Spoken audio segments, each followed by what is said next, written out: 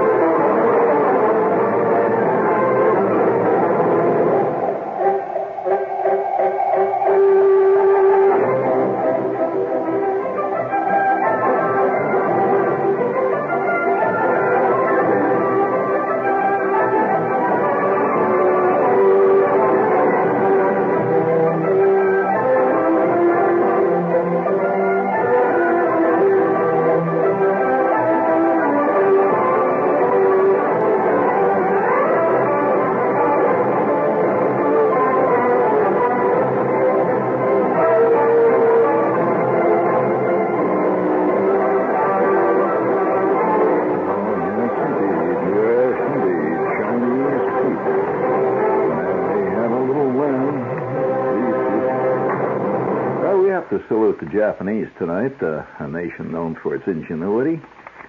And, well, it's part of the mysterious inscrutable East, right?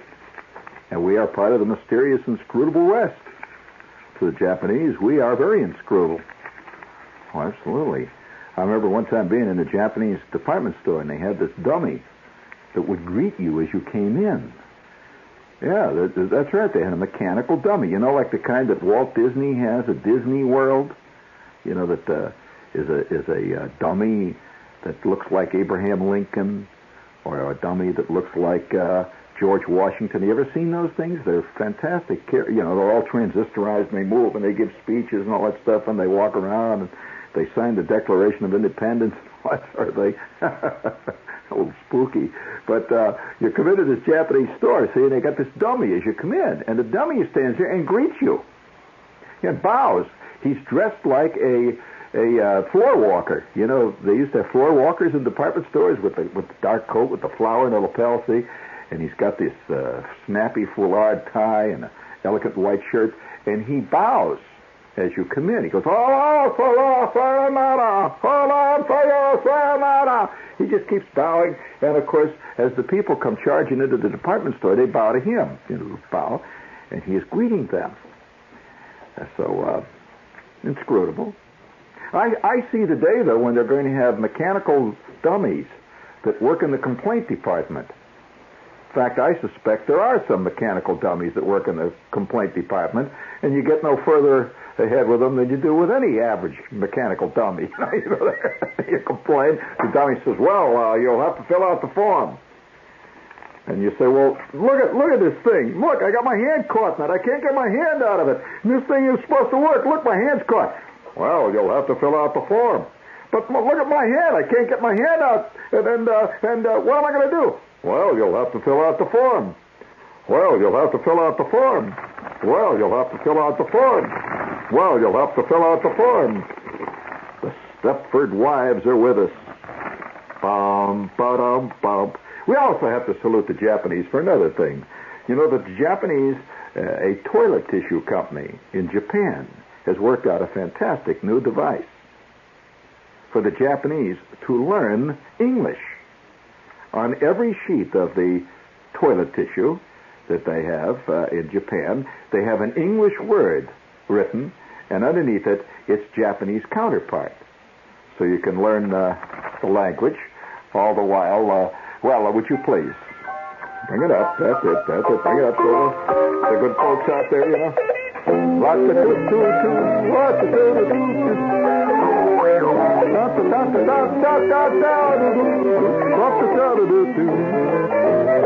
Oh, what the Japanese Sandman. La-da-da-da-da-da-doo. La-da-dee-dee-dee-dee-dee. La-da-da-da-dee-dee. La-da-dee. I don't know why I feel that way.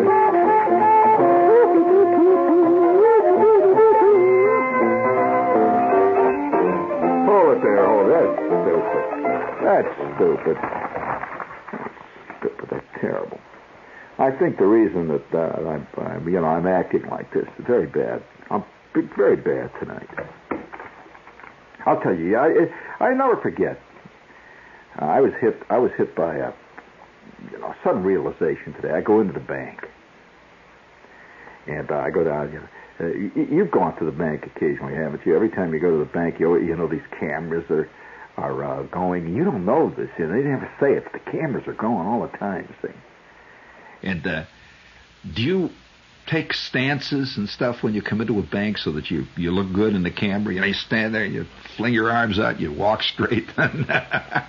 After all, well, look what one of those bank cameras did to the career of Patty Hearst.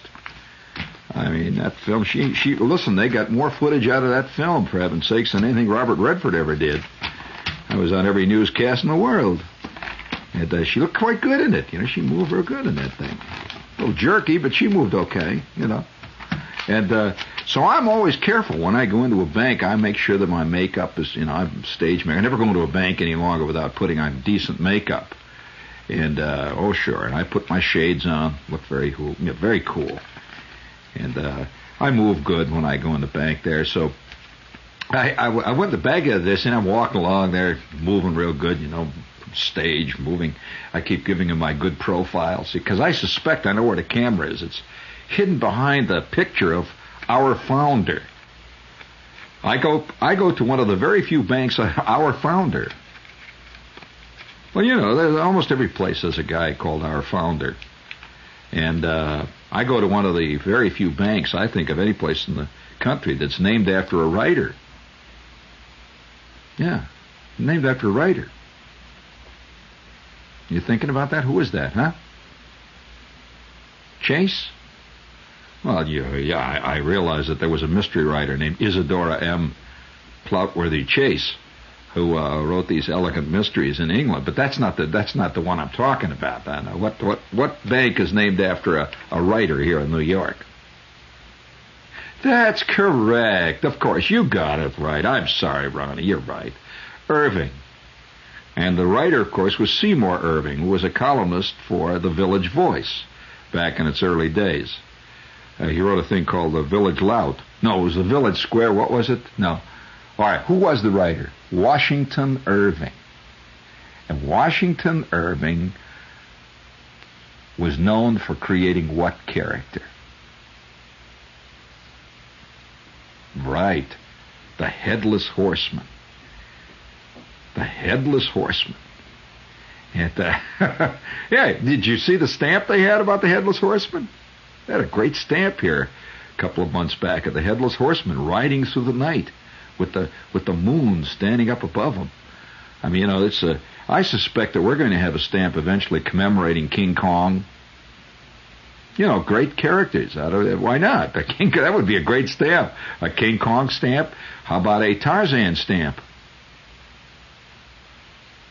Tarzan with his head on the foot of standing there with his foot there, planted on the head of a lion, beating his chest, hollering what Tarzan did. In fact, that was a big thing when I was a kid. Kids always worked on their Tarzan yell. Did you ever work on a Tarzan yell, Ronnie? How are you at it? Yeah, lousy, that's right. But,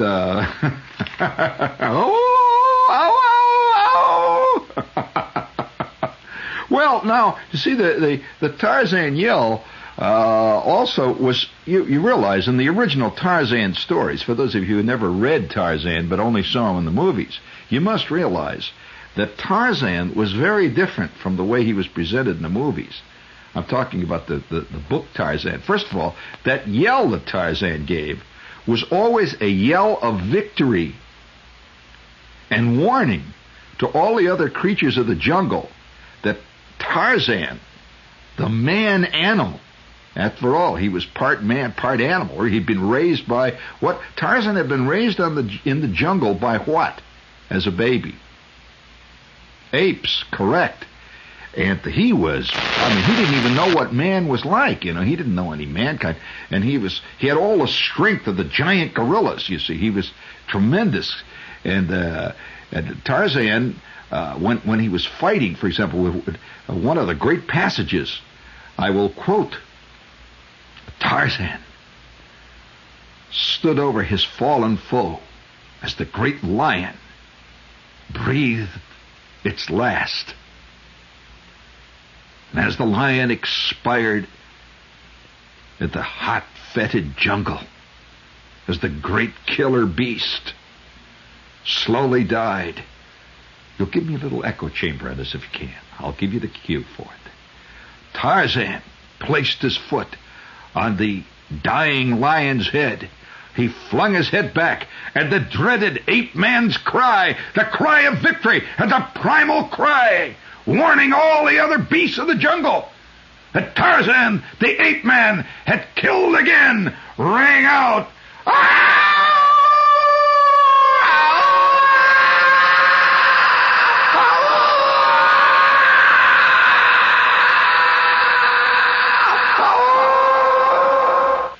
The jungle fell silent as the echoing sound of the immense victory cry of Tarzan the ape-man rang out, and the jungle knew that the killer had killed again. Then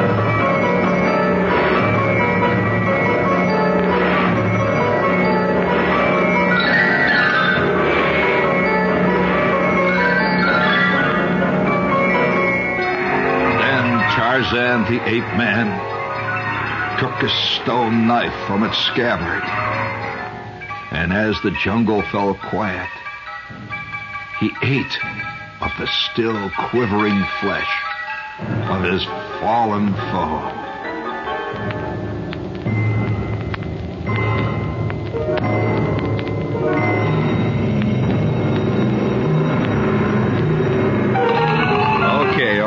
Did you know that was from the original Tarzan? Yes, I'm not inventing it, buddy.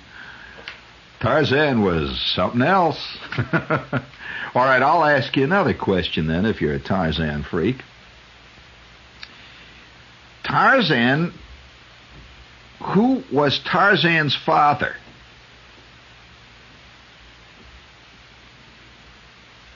That's very important to the Tarzan stories. He had a father. And his father and his mother. And how did Tarzan come to be in the jungle? You think he was just there? Oh, no. Oh, no. See, this is all part of the culture of our time. You should know about this. And, oh, yes. And you see the thing that Tarzan did when he gave out that scream. He struck primal fear into the heart of his fellow jungle creatures. See, Tarzan didn't even know he was a man, Tarzan didn't know this. He was raised by apes. He was part of the jungle. And who was the first human being that Tarzan actually saw? It was not Jane. I'll give you that clue. Me, Tarzan, you, Jane. No way. See? You thought you knew so much, didn't you? Oh, ignorance, thy name is W-O-R, New York. All right, okay. Now listen, this is a very serious time here. Sorry I told you all about Tarzan there. You used to think Tarzan was just a guy that, could swim and wrestle with alligators. Oh, no. Something else. A very serious moment here in the show. For the last couple of weeks, I've been playing colleges all over, and I just played MIT. Oh, yeah, that's special school, I'll tell you. And had a great show. It's the first time I've ever really let it all hang out and told jokes about Lissajous figures and conic sections. I have a wonderful, obscene story about quadratic equations. It's terrific. And, it was a great night. And all these kids, it's all engineers and stuff there. And after the show, we all went out and went to this place where they all hang out. MIT has a place called 20 Chimneys. And we all sat around and ate scientifically designed cheeseburgers. They were designed with, as well as I do, that half the time when you get a cheeseburger, you pick it up and it's too fat to bite. Or when you tilt it, it drips down and it runs down into your elbow. And your brand new suit from Barney's, and the whole scene. So these kids, of course, being engineers, they have scientifically designed. I have seen the cheeseburger of the future. And it works. So for those of you who have given up on the future of mankind, there's a lot of stuff brewing at MIT. I have seen the cheeseburger of the future, and it works. There was one other kid, too. He worked out. He was the first engineer I ever seen that worked with practical things. When you take a box of cereal or something, and it has this little dotted line around the top, and there's a little thing that's a dotted line about the thumb, and it says press in here and pull back tab, and how it never works. And first of all, you press it in, the whole box crushes on the top. And then finally, you mess around, and finally you get so mad you just go, ah! You just tear off the top of the box, and you suspect that other people are actually doing it right. Well, he has devised a package that actually opens when you press the tab. And he's keeping it under wraps. So I would like to suggest that the future does work. Now, for those of you who are engineers, and I have always felt that mankind divides itself off into various categories, almost from birth, and they're very subtle, and they're much more complex than even Freud would have imagined. For example, there are the people from birth, practically, and nobody knows why. They'll grow up in a family where nobody else is like that, has a technical mind from birth.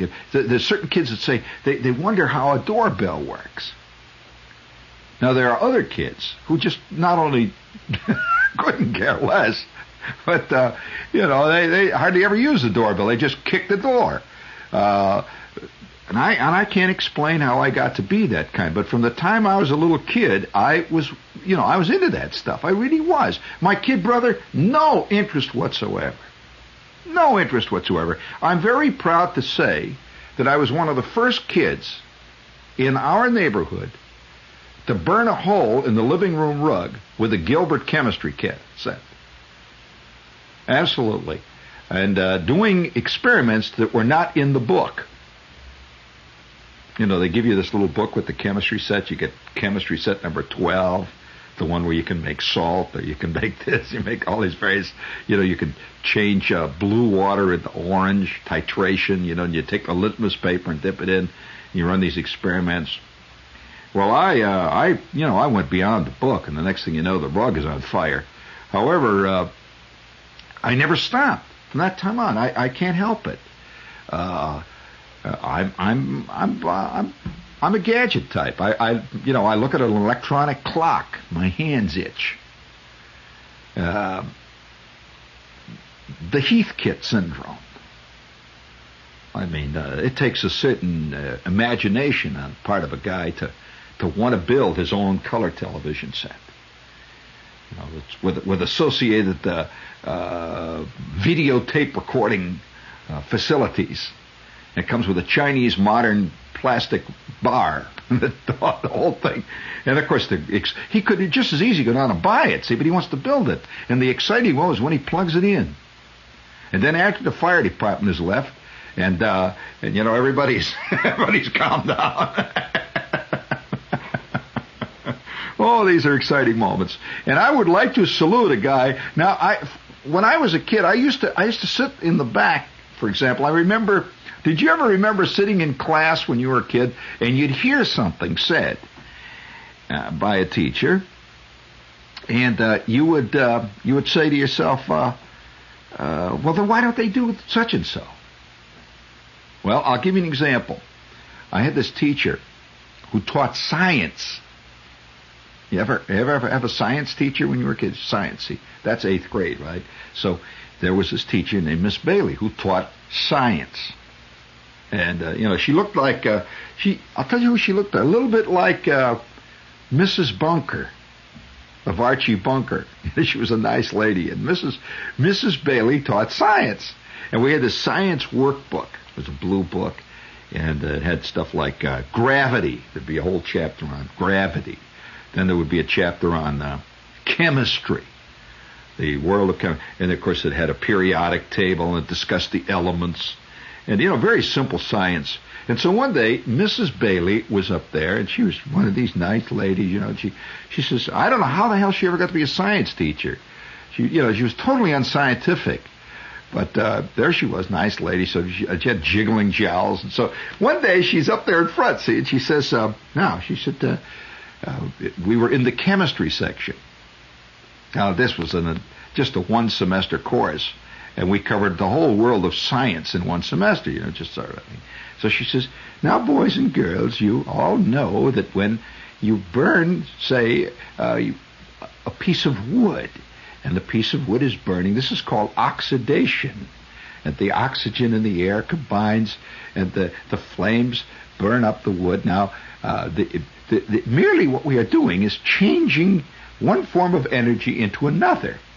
And we have heat, and we have various forms of gases that arise from the burning. Now, after the burning is over, all that is left, actually, we've not lost anything, because it's all gone into various different forms of energy, and what is left is what we call the ash. Now, ashes, of course, are the parts of the wood, or whatever it is that the oxidation is taking place on, that do not burn and are the residue, but nevertheless, they can be weighed, and it's all part of the same piece of original wood. Now I'm sitting back there hearing this thing. Shepard's great 8th grade scientific aha discovery suddenly hit me. Well, if you have this stuff left over from burning, see, and it won't burn, like if you burn a bone, see, there's certain stuff left over that will not burn. Why not take that stuff and make fireproof bricks out of it? It can't burn. Well, I've always felt, if I got the right backing one day, and now I realize that most kids don't think about that stuff. They just sit there, have no scientific interest at all, no curiosity whatsoever. And it always intrigues me how the most exciting things around you, most people have absolutely no interest. For example, you're listening to me on a radio. I would venture to say 90% of the people have no interest, nor even the faintest knowledge of how the hell that thing works. How is it that you can hear my voice out of this little bitty box that you paid $12 for? I would say the average man walking around 6th Avenue today, if you walked out and just stopped the average, out of 1,000 people, the average man has about as much scientific information, true scientific knowledge in his head as a man of roughly the late 16th century. Would you agree with that or not? And yet he has all this stuff around him, see, but he doesn't know a damn thing about it. Most guys couldn't tell you how a light bulb works. Why does a light bulb give off light? Well, because you screw it in, huh?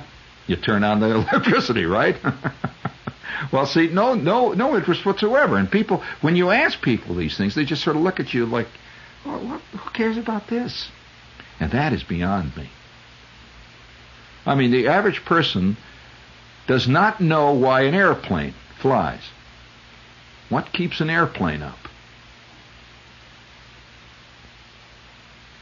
Okay.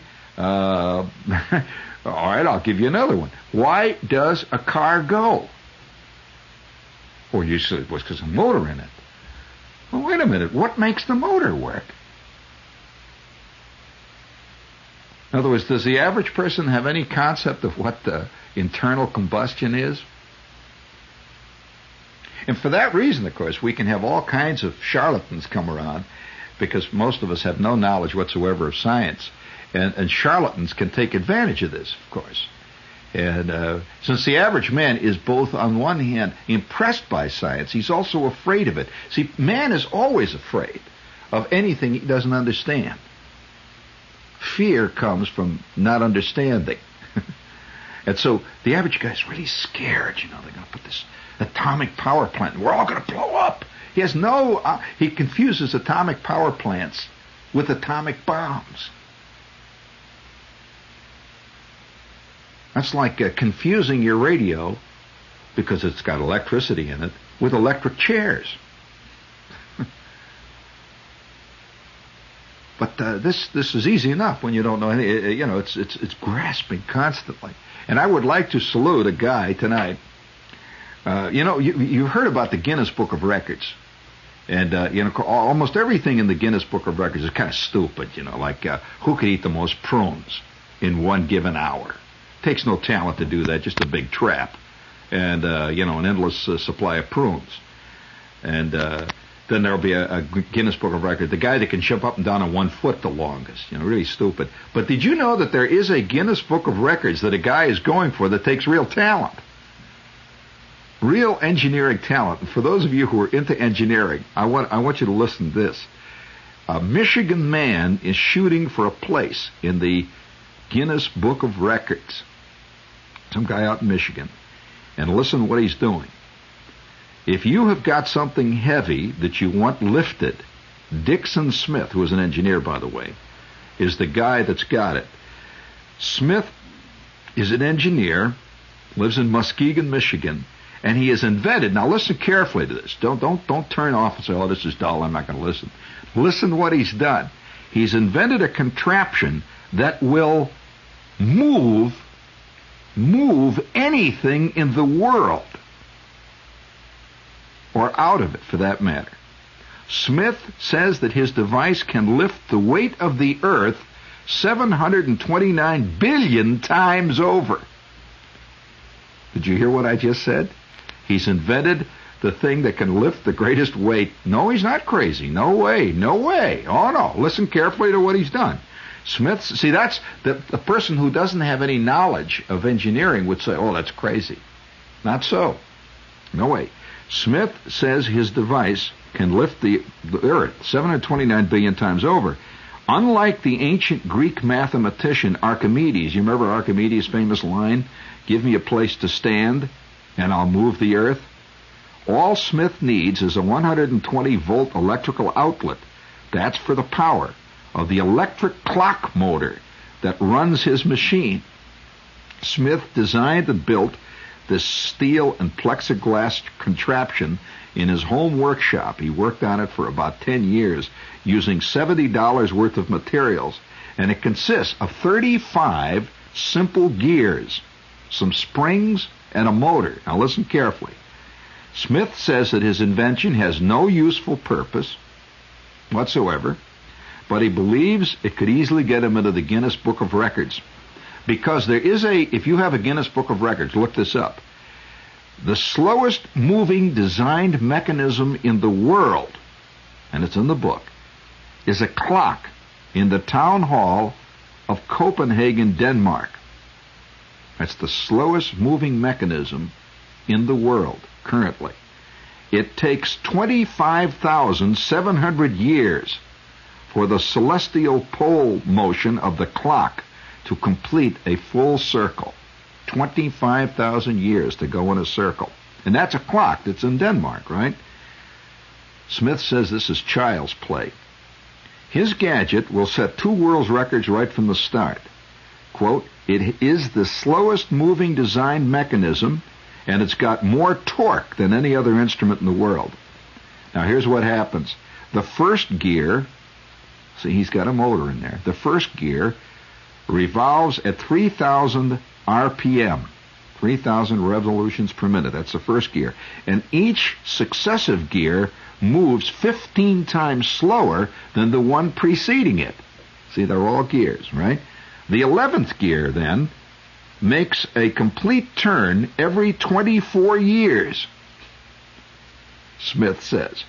But listen to this. Gear number 14 revolves once every 73,448 years. That's the 14th gear. What this means is that gear number 35, now get this is gear number 35, and he has it in there. It's actually built.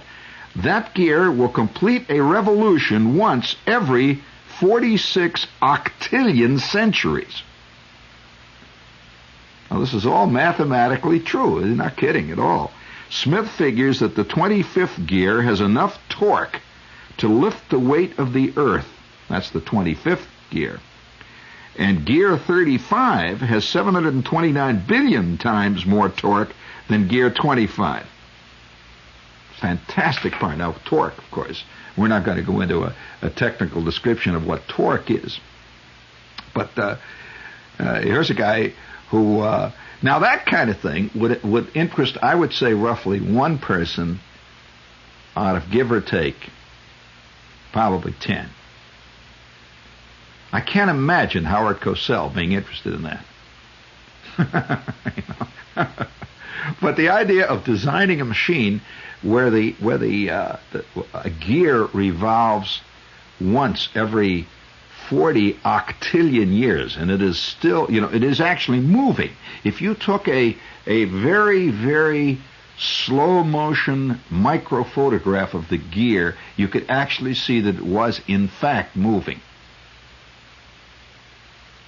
But it would have to be a very, very speeded up slow-mo type of photography, and you could actually see it moving.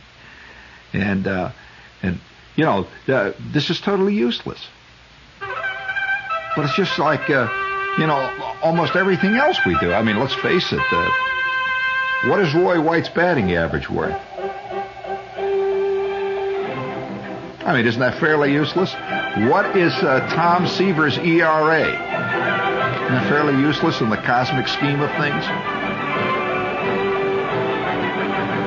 I mean, what president we elect or don't elect this year, in the cosmic scheme of things, that will be totally meaningless. Can you imagine 5,000 years from now people worrying about who was elected in the year 1976? Or even if there's an America 5,000 years from now. Or even a North American continent, for that matter. And the great waters wash. But that gear will slowly be moving. At 5,000 years from now, do you realize that gear will have barely moved a millimeter?